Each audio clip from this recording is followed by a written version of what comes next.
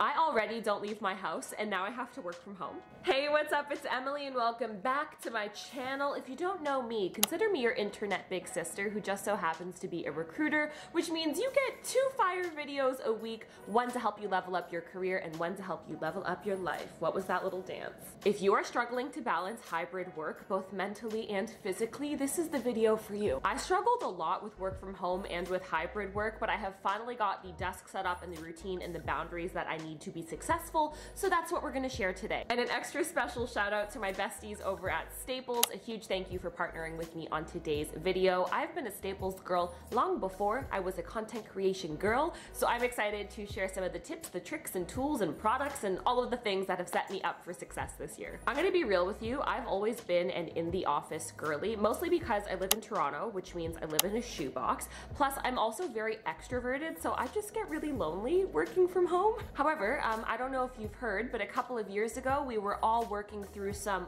unprecedented times, which means we were all working from home for quite a while. Plus, a lot has just happened in the job market because of that, which is pretty bananas. For starters, in the pandemic, a lot of us were working from home, but we weren't actually set up to be working from home.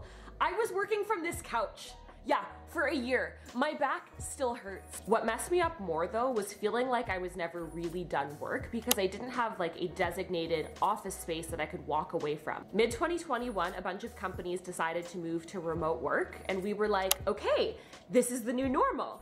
Psych. It felt like every single time I opened LinkedIn, I was seeing all of these changes happening in the job market and this new push for hybrid and in-office work. In fact, the Future of Work study done by Staples now shows that 1/3 of all employees are in the office, 1/3 are hybrid, and 1/3 are work from home, which is a huge shift from what we saw in mid-2021. I think realizing that hybrid wasn't going anywhere and that I was going to have to work from home at least here and there meant that I needed to get my stuff together and upgrade my office space. You already know this, but I'm a tech recruiter and the company I work for is hybrid, which means I'm in the office like maybe 2 or 3 days a week, which means the rest of the days I'm working from home. When it comes to hybrid, part of me loves the flexibility, but I also kind of crave structure and routine, and sometimes things just feel really up in the air. So tip number 1, make your own routine when you can. I'm also consistent with what days I go into the office so that I have a routine and can plan out my work week. For me, it's usually Tuesdays and Thursdays, but sometimes I switch it up if I have to. I also had to come to terms with the fact that I get distracted when I'm in the office now, and that was not the case a couple of years ago. So now I just structure my work days so that I have the collaborative, like people-focused work when I'm in the office,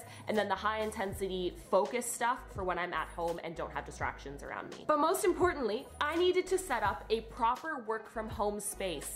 This couch simply is not going to cut it. Anyways, I finally upgraded my home office, so I'm gonna give you a little tour. Bonus, I'm also gonna give you some work from home tips as we go through, so let's crack into it. Welcome to my workspace. I use this for my 9 to 5, obviously, but also for working on my content and filming, so it has to be practical and cute because sometimes I make this the background for my videos. The way I was getting tech neck during work from home was terrifying. Confession, I never used to use monitors. I finally entered this century and got the Asus ZenScreen portable monitor, a Targus portable adjustable ergo stand, and the 5 Create triple display docking station. Okay, I'm gonna start with the monitor because it is so cool. It is the world's first portable monitor that only needs a single USB connector to be fully compatible with almost any laptop. I also love this setup because I can have resumes, my applicant tracking system, and my notes ready to go for interviews like this. The portable monitor is such a win because I can plug in like my laptop or my phone so I can edit my videos with way more detail. Although, seeing my face up close,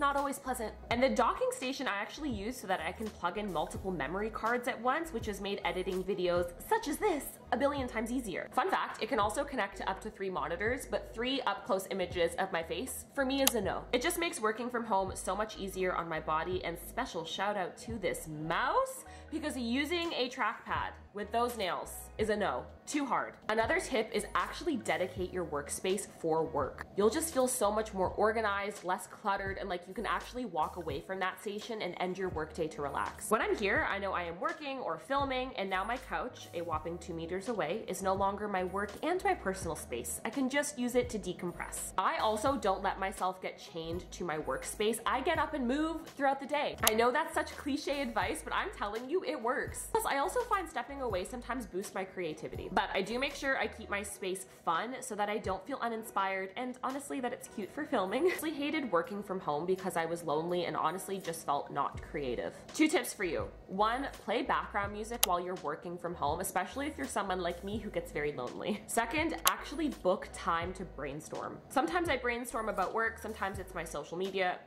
Usually it's my social media, to be honest, but this whiteboard is the love of my life. It's just fun. I book 15 minutes or so just to think of new content ideas, new strategies, and then I wipe it clean and I do it again tomorrow. I also leave love notes for my boyfriend as needed. Being home from work can make every day feel the same and feel really long, so doing this just helps me reignite my passions. Bonus tip, try to keep your desk setup at home and at the office pretty similar so that you have consistency. My home setup is pretty similar to my office one, but my home setup is just way more me, and it's cuter. Bonus tip, I have this portable charger that has saved my life commuting many a times. When you're in the office, you have quick coffee breaks or chit chats with your team just so you can turn your brain off for a second and detach, but when you're home, you don't have that. I talked to Binky.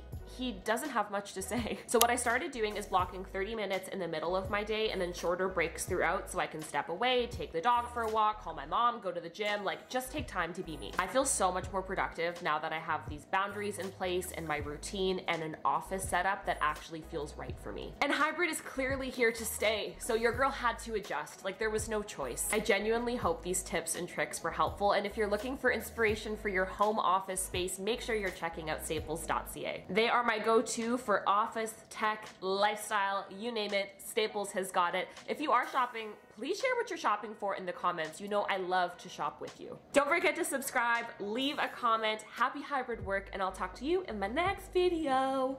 That was kind of a good jingle.